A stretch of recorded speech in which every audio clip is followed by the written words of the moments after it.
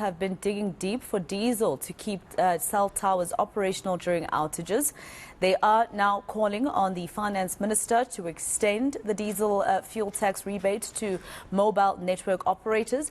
The Association of Comms and Technologies, Nomvuyiso Batyi, joins us now to tell us more about what they are hoping for today at 2 o'clock. So obviously the rebate is one of the things that you're hoping is extended since it was brought in around April 2021.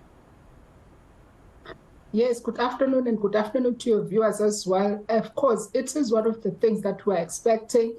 However, that being said, we have received a response that said will be responded to after today, which is after the 1st, as to whether the telecommunications sector, the diesel rebate will be extended to the sector, which is to our mind is something positive, that there will be a response insofar as telecommunications.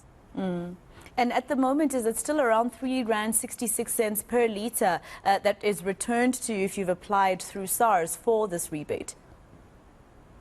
With the current diesel prices, I am not certain because, as you know, as of yesterday evening, actually this morning, the diesel has significantly gone down. But as of the period of April, that was the correct figure. And I'm pretty sure this was helpful, especially looking at the fact that, whether we agree or not, especially after the 2 weeks that we didn't have load shedding, it has been the worst year with load shedding, experiencing even your stage 6, for instance, in December during this financial year. So I can imagine that this comes in handy for many businesses, not just the telecoms industry.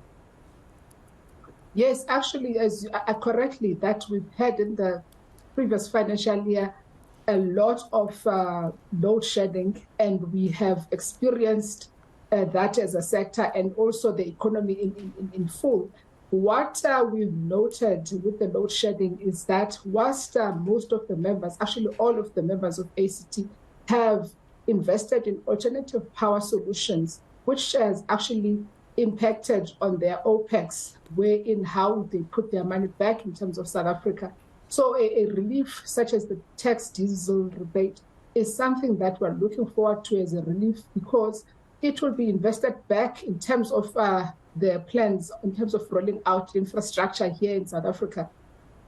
What else are you hoping for as an association that, looks at the interests of telecoms and technology companies? I mean, for instance, already government has warned, we've been receiving warnings since that meeting that happened in Stellenbosch between the president, the finance minister, and even the Reserve Bank governor, that there would possibly be austerity measures that will affect everyone. Yes, we've actually, that's the thing, that as a sector, both the telecommunications providers themselves and as ourselves as an association, we've already been practicing austerity measures. This is brought about by the macroeconomic factors that we see, that you can, and as you can imagine, most people cannot afford basic amenities that they need day to day. As a result, in terms of what the minister is going to announce today, we are looking forward to him showing us to what policy interventions are going to be fast-tracked to actually assist the economy in the medium to long term, as well as to those austerity measures that should be implemented, especially from the public purse as well. Thank you. And can you imagine how difficult it is to be Enoch Godongwana today? I mean, earlier this year, he spoke about fiscal consolidation, which obviously is out the door at the moment. Government expenditure has exceeded revenue by 200 billion. So government is actually spending more than it's making at the moment by 200 billion in just this year. So, with the demands from all industries, including the media industry possibly, it's going to be quite difficult for him to do that balancing act. However, in order because remember, government makes money in terms of the economy working effectively. Absolutely. And in order for the economy to work effectively, we require a very stable grid. And we haven't had a stable grid for a while. Yes, we know in the last week, we had at least 6 days without load shedding. But that for us was just an anomaly compared to what we've been experiencing since last year, July especially, that each and every sector of the economy has been impacted badly by load shedding. And if government can take that into account, that in order for it to make money, it needs industries such as the network operators in the telecommunication space to thrive. And in order for them to thrive, they have to ensure that end users are getting good quality of service in terms of the calls that they are making, in terms of the data that they're expecting from the network operators themselves.